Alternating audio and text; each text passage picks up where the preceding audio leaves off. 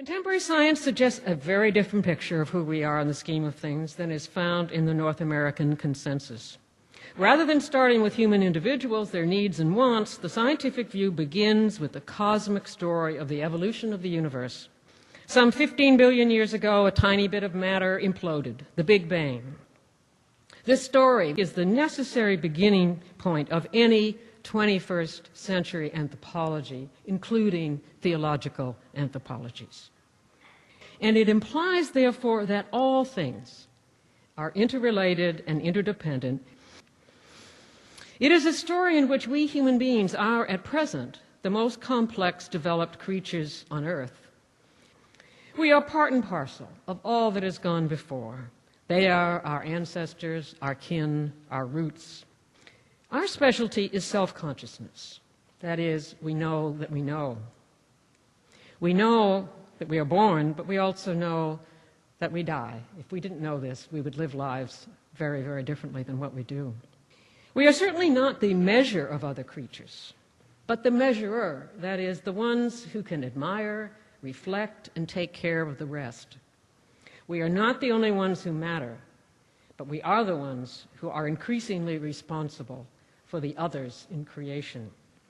It may well be that the threat of global warming will be the opening for Westerners to begin to see themselves differently, not as self-sufficient individuals that can barricade themselves safely in gated communities, but as creatures dependent on a temperate global climate, as are all living things.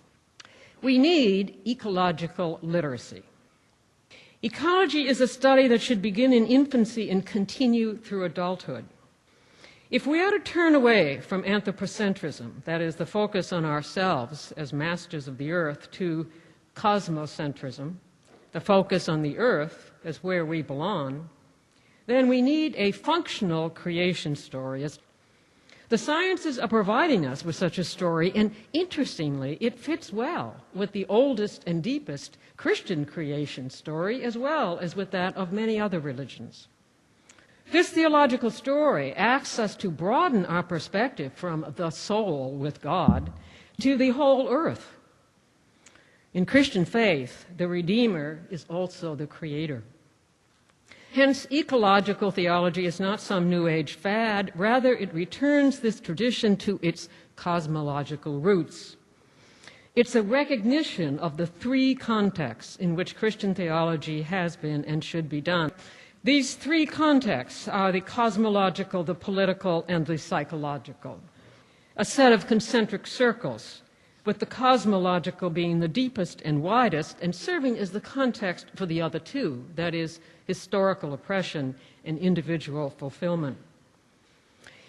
Since the Protestant Reformation and the Enlightenment, the focus of Christian theology has moved toward the psychological circle, with increasing marginalization of the political and the cosmological. We've seen a similar movement in secular thought during this period, with the cult of individualism has now taken over our sense of responsibility for the care of creation, as well as our obligation toward other people, especially oppressed or poor people. Hence, ecological literacy is not some newfangled secret knowledge. It is simply reminding us of where we came from and where we belong. Both Christian theology and contemporary science are telling us that we must start with the world in order to understand ourselves. Such a beginning point may help to dampen our astounding egocentrism, evident in our ruthless laying waste of our planet and its other inhabitants, as well as consigning many of our own species to poverty. A brief rehearsal of our egocentrism against this new creation story tells us that on the universe's time clock, human beings only appeared a fraction of a second before midnight. That we human beings need the other inhabitants of the planet much more than they need us. As the creature at the top of the food chain, we are dispensable, whereas the plants and the microorganisms in the ocean are essential. And that since we are at present the planet's most dangerous force, all other species would be better off without us, except our pets. It would take them about a week to get adjusted. Everything is related to everything else.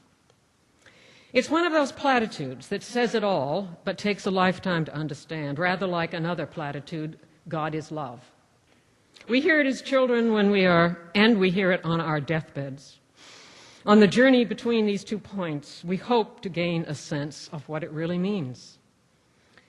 A similar task awaits us with everything is related to everything else.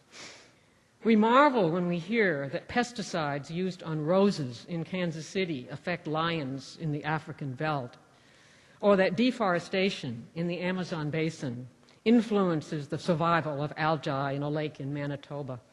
A healthy old-growth forest is composed of many different species and millions of different individual plants and animals, all working together to form the whole. The forest does not exist apart from the myriad life forms that constitute it, while the individuals depend totally on the whole. Here we have a concept, ecological unity, that supports both radical unity and radical individuality, not individualism, but individuality at the same time. Neither the one nor the many exists without the other, while at the same time underscoring the deepest understanding possible of both unity and diversity or individuality. So everything is related to everything else begins, I think, maybe to take on a little flesh and substance. It makes a claim about reality, that all things exist because of their interrelations and interdependence with one another. Then we had best structure our personal, economic, and political lives on this paradigm. We would see ourselves as part of the web of life, an incredibly vast, complex, subtle, beautiful web, which would both amaze us and call forth our concern. It would be similar to the difference between imagining the world as a hotel or as home. In a hotel, the utilitarian perspective dominates. One uses the hot water copiously, orders from the room service whatever menu one wishes, dumps the thick, dirty towels in the floor, and heads down the road to the next night's hotel. The world as hotel is a resource solely for human use. This attitude toward the world could be called the Kleenex perspective. Use and discard. If, however, the earth were seen to be our home, our one and only home, our response to it is likely to be very different. One appreciates a home and wants to care for it. The very word home has deep resonance for most people. It is where one belongs. It is where one feels at home.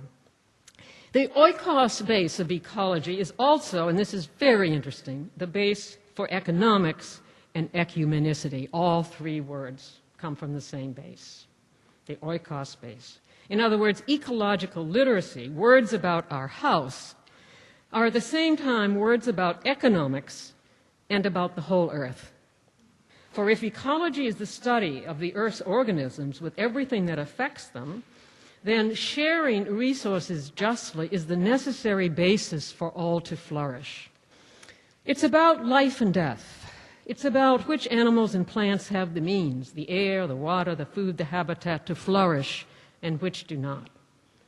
Ecological literacy, in other words, is basic survival knowledge.